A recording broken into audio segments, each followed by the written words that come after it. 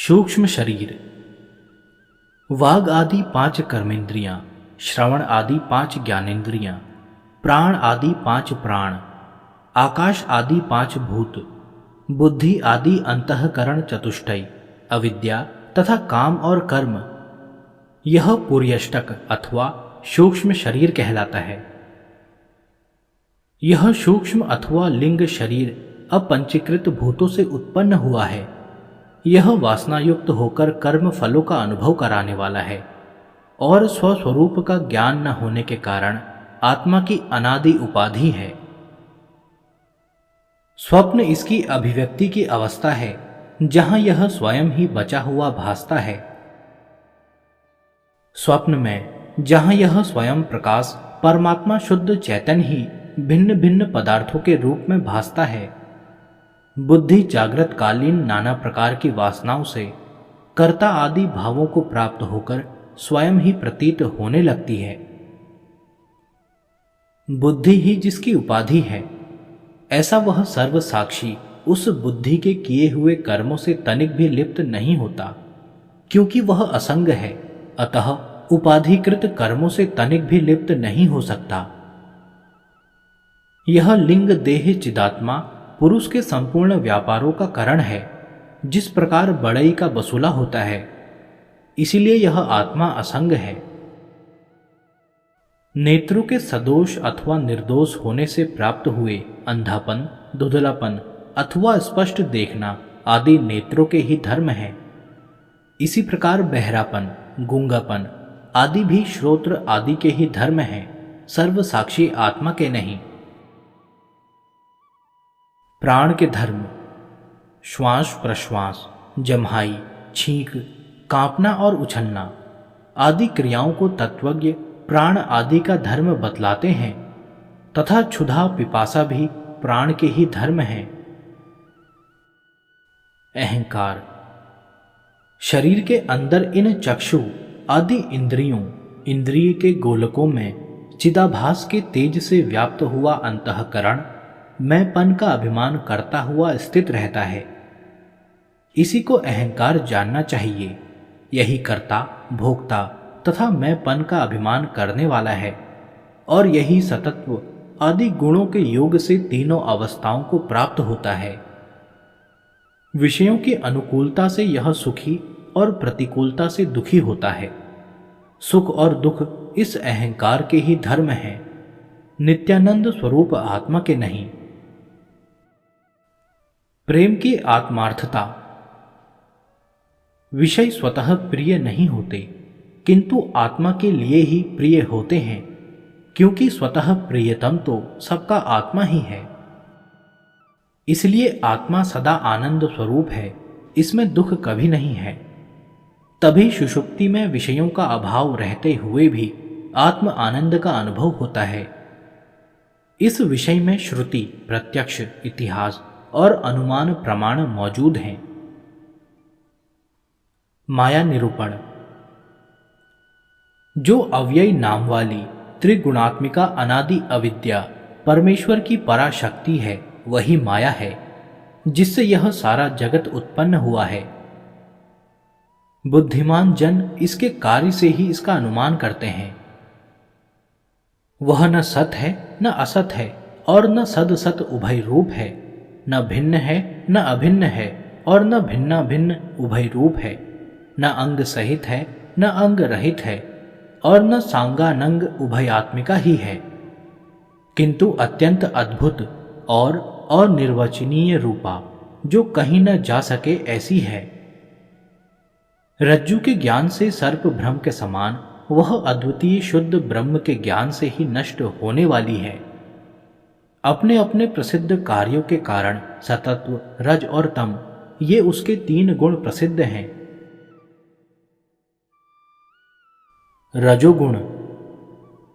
क्रिया रूपा विक्षेप शक्ति रजोगुण की है, जिससे सनातन काल से समस्त क्रियाएं होती आई हैं और जिससे राग आदि और दुख आदि जो मन के विकार हैं सदा उत्पन्न होते हैं। काम, क्रोध, लोभ, दंभ, असूया अर्थात गुणों में दोष ढूंढना, अभिमान, ईर्ष्या और मत्सर ये घोर धर्म रजोगुण के ही हैं। अतः जिसके कारण जीव कर्मों में प्रवृत्त होता है वह रजोगुण ही उसके बंधन का हेतु है। तमोगुण, जिसके कारण वस्तु कुछ की कुछ प्रतीत होने लगती है, वह तमोगुण की आवरण शक्ति है। यही पुरुष के जन्म मरण रूप संसार का आदि कारण है और यही विक्षेप शक्ति के प्रसार का भी हेतु है। तम से ग्रस्त हुआ पुरुष अति बुद्धिमान, विद्वान, चतुर और शास्त्र के अत्यंत सूक्ष्म अर्थों को देखने वाला भी हो तो भी वह नाना प्रकार समझाने से भी अच्छी तरह नहीं समझता। वह भ्रम से आरोपित किए हुए पदार्थों को ही सत्य समझता है और उन्हीं के गुणों का आश्रय लेता है। अहो, दुरंत तमोगुण की यह महती आवरण शक्ति बड़ी ही प्रबल है। इस आवरण शक्ति के संसर्ग से युक्त पुरुष को अभावना, विपरीत भावना, असंभावना और विप्रतिपत्ति ये तमोगुण की शक्तियां नहीं छोड़ती और विक्षेप शक्ति भी उसे निरंतर डांवाडोल ही रखती है। अज्ञान, आलस्य, जड़ता, निद्रा, प्रमाद, मूढ़ता आदि तम के गुण हैं। इनसे युक्त हुआ पुरुष कुछ नहीं समझता। वह निद्रालु या स्तंभ के समान जड़वत रहता है। सतत्व गुण, सतत्व गुण जल के समान शुद्ध है, तथापि रज और तम से मिलने पर वह भी पुरुष की प्रवृत्ति का कारण होता है। इसमें प्रतिबिंबित होकर आत्मबिंब सूर्य के समान समस्त जड़ पदार्थों को प्रकाशित करता है। अमानितत्व आदि, यम नियम आदि, श्रद्धा, भक्ति, मुमुक्षुता, दैवी संपत्ति तथा असत का त्याग, ये मिश्र रज तम से मिले हुए सतत्व गुण के धर्म हैं। प्रसन्नता, आत्म अनुभव, परम शांति, तृप्ति, आत्यांतिक आनंद और परमात्मा में स्थिति, ये विशुद्ध सतत्व गुण के धर्म हैं जिनसे मुमुक्षु नित्यानंद रस को प्राप्त करता है। कारण शरीर, इस प्रकार तीनों गुणों के निरूपण से यह अव्यक्त का वर्णन हुआ। यही आत्मा का कारण शरीर है। इसकी अभिव्यक्ति की अवस्था सुषुप्ति है जिसमें बुद्धि की संपूर्ण वृत्तियां लीन हो जाती हैं। जहां सब प्रकार की प्रमा, ज्ञान शांत हो जाती है और बुद्धि बीज रूप से ही स्थिर रहती है, वह सुषुप्ति अवस्था है। इसकी प्रतीति मैं कुछ नहीं जानता ऐसी लोक प्रसिद्ध उक्ति से होती है। अनात्म निरूपण, देह, इंद्रिय, प्राण, मन और अहंकार, सुख आदि संपूर्ण विषय, आकाश आदि भूत और अव्यक्त पर्यंत निखिल विश्व, ये सभी अनात्मा हैं। माया और महत तत्व से लेकर देह पर्यंत माया के संपूर्ण कार्यों को तू मरु मरीचिका के समान असत और अनात्मक जान। आत्मनिरूपण, अब मैं तुझे परमात्मा का स्वरूप बताता हूं जिसे जानकर मनुष्य बंधन से छूटकर कैवल्य पद प्राप्त करता है।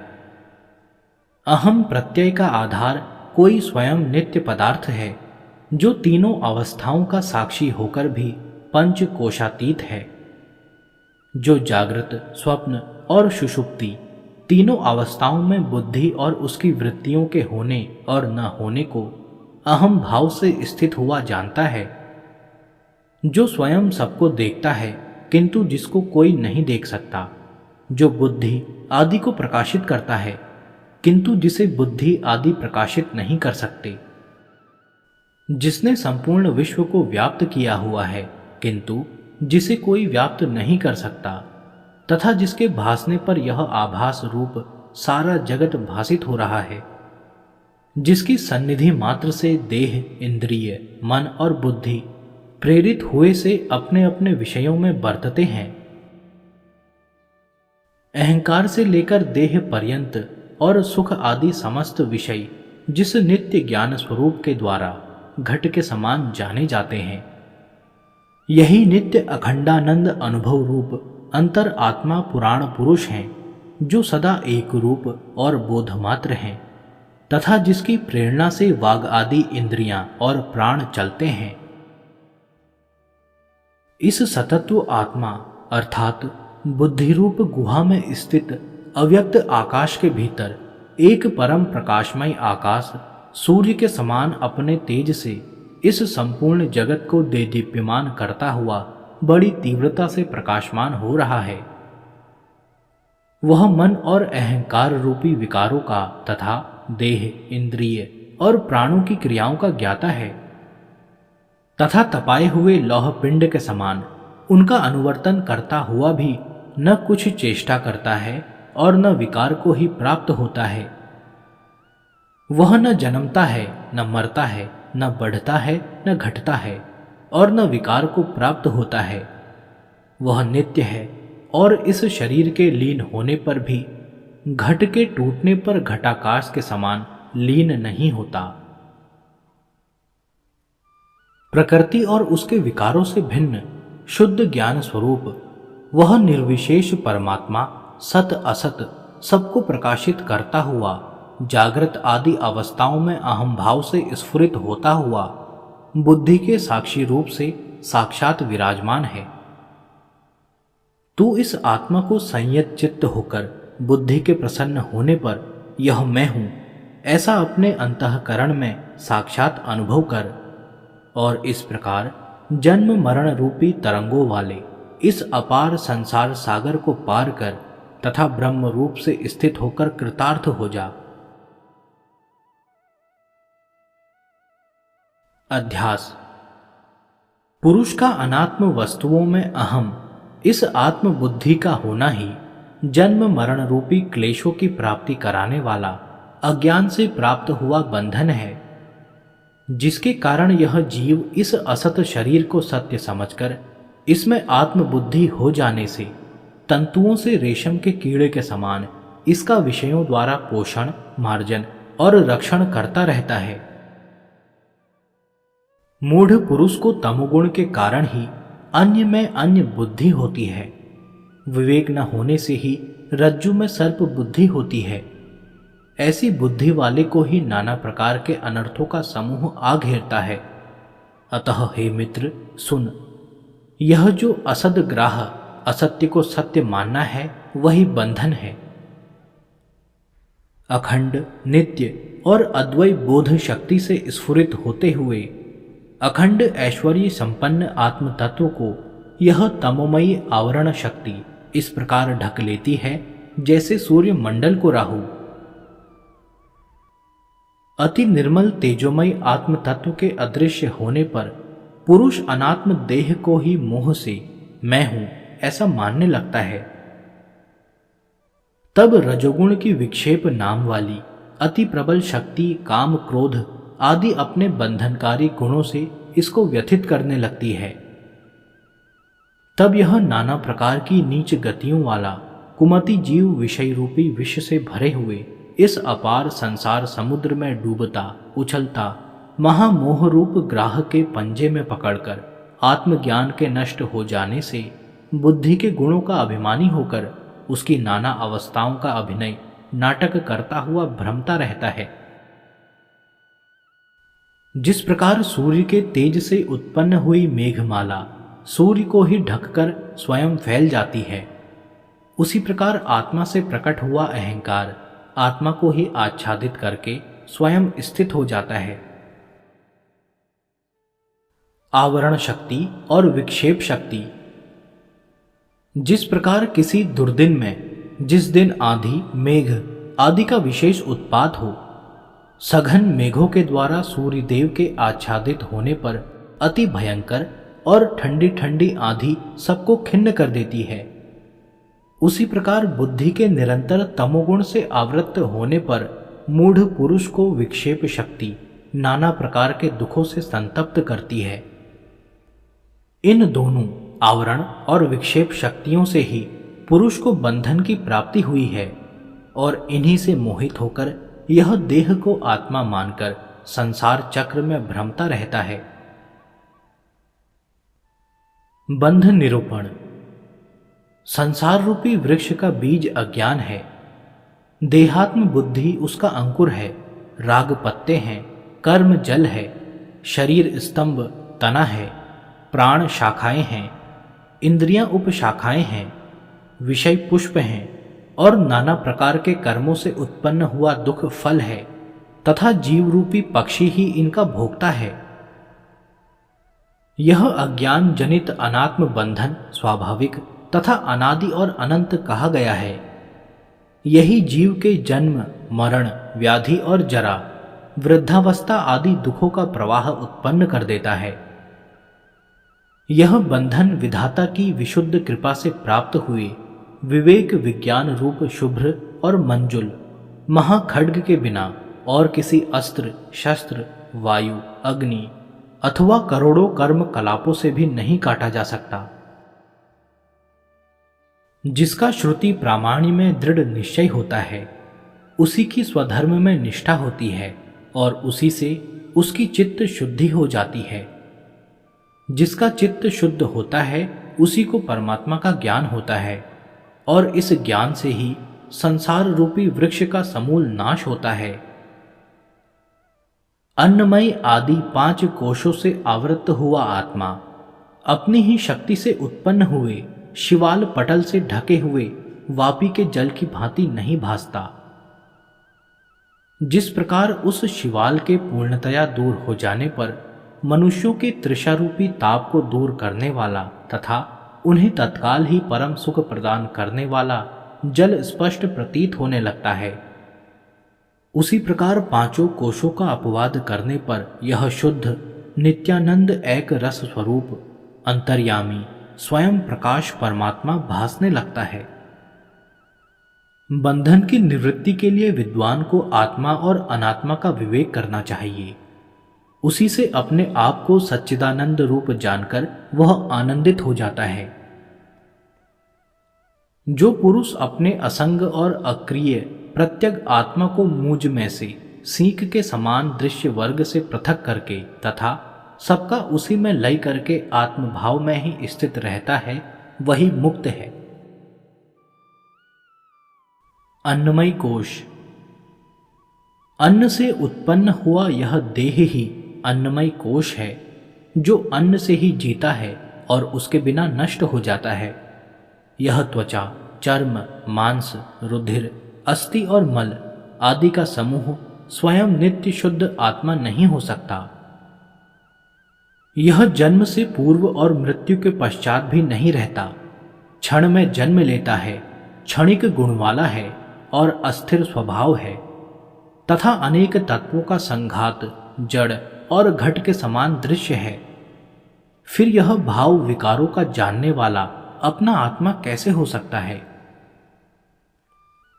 यह हाथ पैरों वाला शरीर आत्मा नहीं हो सकता, क्योंकि उसके अंग भंग होने पर भी अपनी शक्ति का नाश न होने के कारण पुरुष जीवित रहता है। इसके सिवा जो शरीर स्वयं शासित है, वह शासक आत्मा कभी नहीं हो सकता। देह उसके धर्म उसके कर्म तथा उसकी अवस्थाओं के साक्षी आत्मा की उससे पृथकता स्वयं ही स्वतः सिद्ध है। हड्डियों का समूह मांस से लिथड़ा हुआ और मल से भरा हुआ यह अति कुलसित देह अपने से भिन्न अपना जानने वाला स्वयं ही कैसे हो सकता है? त्वचा मांस मेद अस्थि और मल की राशि रूप इस देह में मूढ़ जन ही अहम बुद्धि करते हैं। विचारशील तो अपने पारमार्थिक स्वरूप को इससे पृथक ही जानते हैं। जड़ पुरुषों की मैं देह हूं, ऐसी देह में अहम बुद्धि होती है। विद्वान की जीव में और विवेक विज्ञान युक्त महात्मा की मैं ब्रह्म हूं, ऐसी सत्य आत्मा में ही अहम बुद्धि होती है। अरे मूर्ख, इस त्वचा मांस मेद अस्थि और मल आदि के समूह में आत्मबुद्धि को छोड़ और सर्वात्मा निर्विकल्प ब्रह्म में ही आत्मभाव करके परम शांति का भोग कर। जब तक विद्वान असत देह और इंद्रिय आदि में भ्रम से उत्पन्न हुई अहमता को नहीं त्यागता, तब तक वह वेदांत सिद्धांतों का पारदर्शी क्यों न हो, उसके मोक्ष की कोई बात ही नहीं है। छाया, प्रतिबिंब, स्वप्न और मन में कल्पित किए हुए शरीरों में जिस प्रकार तेरी कभी आत्मबुद्धि नहीं होती, उसी प्रकार जीवित शरीर में भी कभी नहीं होनी चाहिए, क्योंकि देहात्म बुद्धि ही असत बुद्धि मनुष्यों के जन्म आदि दुखों की उत्पत्ति के कारण है। अतः उसे तू प्रयत्न पूर्वक छोड़ दे। उस बुद्धि के छूट जाने पर फिर पुनर्जन्म की कोई आशंका न रहेगी।